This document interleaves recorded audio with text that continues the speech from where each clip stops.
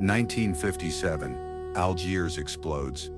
Young Algerian women walk through French checkpoints carrying bombs and handbags. French soldiers wave them through. Cafés explode. France sends paratroopers. The Battle of Algiers begins, urban warfare that rewrites military history forever. But to understand how we got here, we must go back. How do you fight the world's fourth most powerful military? How do you win when they control everything? The cities, the weapons, the laws. This is Algeria versus France. 8 brutal years, 1.5 million dead, the war that ended French colonialism in Africa. This is how it happened. 1830, France invades Algeria. The conquest takes 30 brutal years. Villages burned, populations displaced, resistance crushed. By 1954, France has controlled Algeria for 132 years. But to France, Algeria isn't a colony. It is France itself.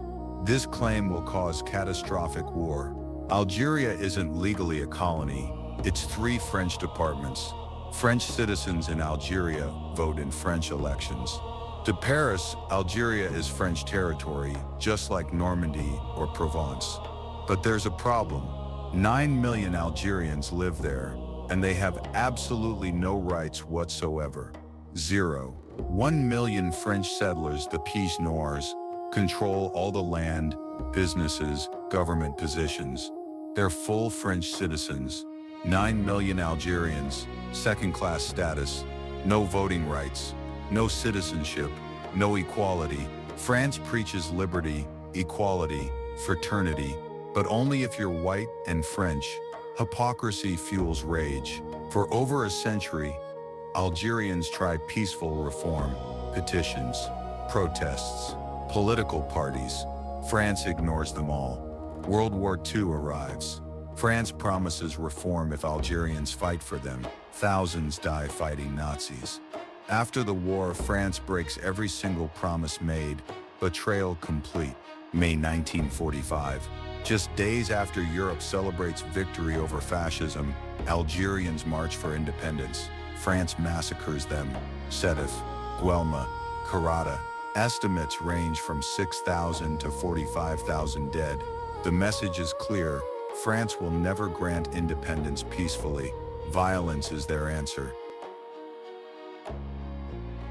Peaceful resistance has failed. Petitions ignored. Protests met with bullets. Promises broken.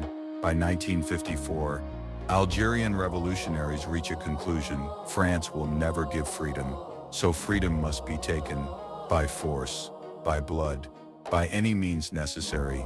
War is the only option left. November 1st, 1954, All Saints' Day. While France sleeps, 30 coordinated attacks strike across Algeria simultaneously. Police stations, military barracks, communication lines, infrastructure, all burning. 8 dead. The Front de Libération Nationale. The FLN has declared war on France. The revolution has begun. The FLN proclamation is uncompromising. Independence, national sovereignty, complete freedom from France. No negotiation, no compromise. Liberation or death. France is stunned. How dare Algeria rebel? This is France attacking France. Paris mobilizes.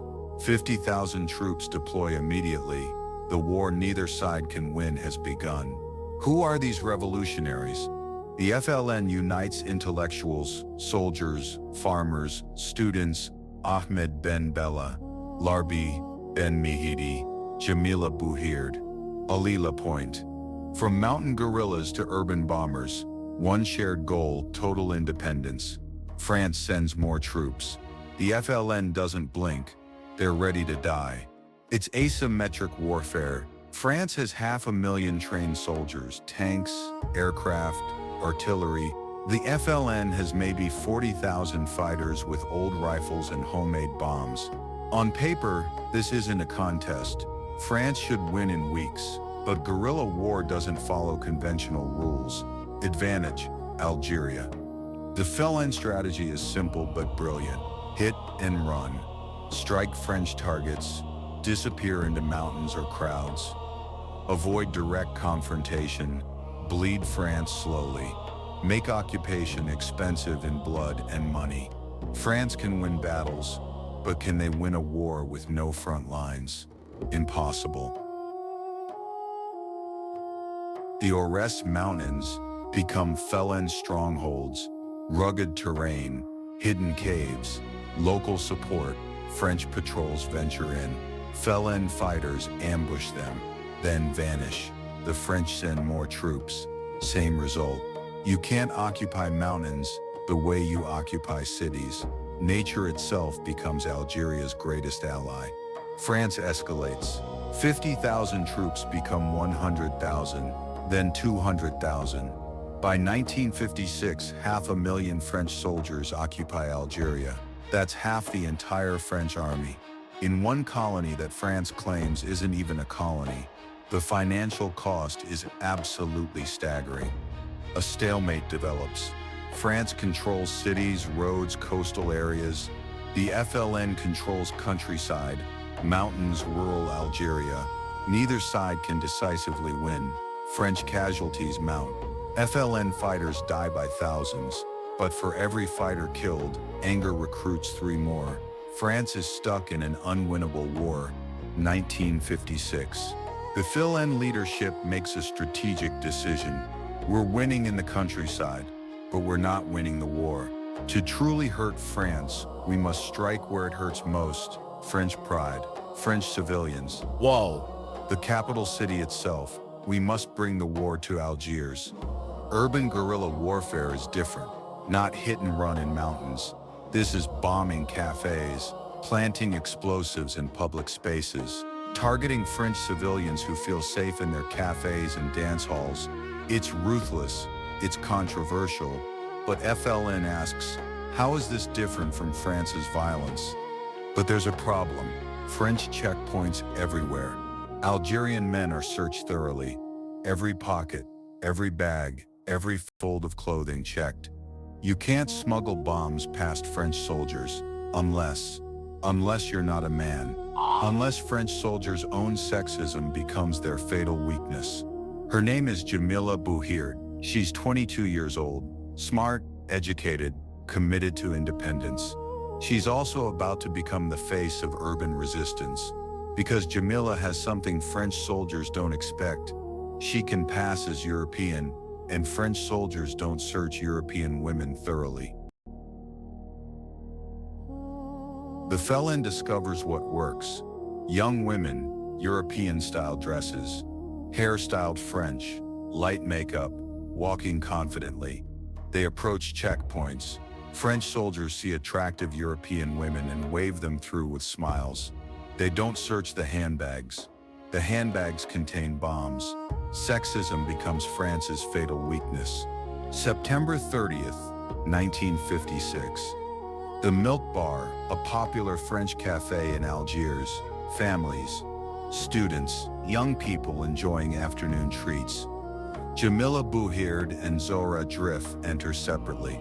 They place handbags. They leave. The explosion kills 3, wounds 50. The Battle of Algiers has officially begun. French settler outrage is immediate. They're targeting civilians. French media screams, terrorists. The government demands action. But Algerians respond, you've been massacring our civilians for 126 years. Sedif, constant police violence, land theft, starvation. What did you expect would happen? An eye for an eye. The bombing campaign continues. Cafes, dance halls, Air France terminal, anywhere French settlers gather. More women bombers join. Hasiba Ben Bouali, Samia Lakhdari. They're not monsters. They're revolutionaries who've watched their people die for generations. They've chosen violence because peace failed them completely. Desperation breeds extremism. France panics. Algiers is supposed to be safe French territory. Now French civilians are dying in their own cafes. The government must respond decisively. January 1957, they send General Jacques Massou and the 10th Parachute Division. Their mission? Crush the FLN in Algiers, by any means necessary. The Battle of Algiers enters its most brutal phase. Paratroopers seal off the Kasbah, the old city where the FLN operates. House-to-house searches, night raids, thousands arrested. The FLN strikes back with more bombs. It's urban warfare at its most intense, and France is about to cross a line. To find FLN bombers, French paratroopers need intelligence, so they torture prisoners. Electric shocks, waterboarding, beatings. It's systematic. It's official policy. General Massu doesn't hide it. He openly states torture is necessary to save French lives. Thousands of Algerians disappear into detention centers. Many never return alive. March 4, 1957. French paratroopers capture Larbi Ben Mehidi, one of the FLN's top strategists. Brilliant mind, architect of the Battle of Algiers campaign. In custody, he remains defiant. When asked about women bombers, he responds, "Give us your bombers and we'll give you our baskets." March 23, 1957. French authorities announced Larbi Ben Mehidi committed suicide in custody, hanged himself, with his hands tied behind his back. Nobody believes it. Everyone knows the truth. France murdered him. Mehidi becomes a martyr. His death inspires more Algerians to join the FLN. October 8, 1957. French forces corner Ali Lapointe, former street criminal turned revolutionary legend. Surrounded in a Kasbah hideout, refuses to surrender. The French solution: blow up the entire building. Ali dies in the explosion along with others hiding with him. The Battle of Algiers is over. By late 1957, France has won the Battle of Algiers. The FLN urban network is destroyed. Key leaders captured or killed. Bombs stop. French settlers celebrate. General Massu is a hero. Tactically, it's a complete victory. But strategically, France has lost something far more valuable than battles. The torture becomes public knowledge. French journalists expose it. Henri Alleg, a French communist journalist, publishes The Question, describing his own torture in detail. France bans the book immediately. But it's too late. The world reads it. International condemnation begins. France's moral authority crumbles before the world. 1958. France faces political crisis. The military threatens a coup if the government negotiates with FLN. Civil war looms. Charles de Gaulle, World War II hero, returns from retirement to lead France. Initially pro-colonial, but de Gaulle is also a realist. He sees what others won't admit: France cannot win. 1959. De Gaulle makes a shocking announcement. Algerians have the right to self-determination. They can vote on their own future. French settlers feel utterly betrayed. After fighting for France, de Gaulle is abandoning them. They form their own terrorist organization, the OAS, Organisation de l'Armée Secrète. The OAS refuses to accept Algerian independence. If they can't keep Algeria French, they'll destroy it. 1961-62 bombing campaign. Schools, hospitals, government buildings. Anyone supporting independence becomes a target, French or Algerian. March 1962, 120 bombs per day in Algiers alone. The OAS even targets de Gaulle himself. 12 assassination attempts between 1961 and 62. They fail every time. De Gaulle continues pushing for Algerian independence. The OAS has become what they claim to fight: terrorists destroying French lives. Their own extremism ensures they lose all support. March 18, 1962. After secret negotiations, France and FLN sign the Evian Accords. Ceasefire, referendum on independence within months. After 8 years of war, 1.5 million deaths, torture scandals, and international condemnation, France agrees to leave. The impossible has happened. Algeria will finally vote. July 1st, 1962. Referendum Day. Algerians line up to vote: independence or remain French. The answer is overwhelming. 99.72% vote yes to independence. Not 90%, not 95, 99.72, the most unanimous vote in all of modern history. July 3, 1962, France officially recognizes Algerian independence. After 132 years, colonial occupation ends. Celebrations erupt across Algeria. The FLN flag rises. The French tricolor comes down. Algerians dance in streets. They're finally free. But victory comes at a devastating cost. The human cost is staggering. 1.5 million Algerian deaths during the war, 10% of the entire population. Imagine losing 1 in every 10 people you know to war in 8 years. Villages destroyed, families shattered, torture victims traumatized forever. The price of freedom measured in pain. France doesn't escape unscathed. 400,000 French and Loyalist casualties. 1 million Pieds Noirs flee to France. Many never lived there before. They're refugees in their supposed homeland. The Harkis Algerians who fought for France face brutal revenge. Felon massacres between 30 and 150,000. Tragedy everywhere. 1966. Italian director Gillo Pontecorvo releases The Battle of Algiers, shot in black and white using non-actors in actual locations. So realistic that the film includes a disclaimer: no documentary footage was used. France bans it until 1971. Too truthful, too damning, too real. The film becomes the textbook for guerrilla warfare worldwide. Black Panthers study it. IRI studies it. IRI studies it. Viet Cong study it. Even the U.S. Pentagon screens it in 2003 to prepare for Iraq occupation. Algeria proved colonial powers can be defeated.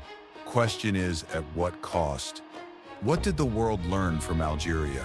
That guerrilla warfare works against conventional armies. That urban insurgency can defeat superpowers. That torture and brutality lose you international support. That colonial powers, no matter how strong, eventually break. Algeria rewrote the rules of modern warfare and global decolonization. Algeria paid for independence in blood. 1.5 million dead. 8 years of brutal war. But they proved France wasn't invincible, and Africa was watching. The colonial dominoes began falling. Algeria showed the world, you can enslave a people, but you cannot enslave their will to be free.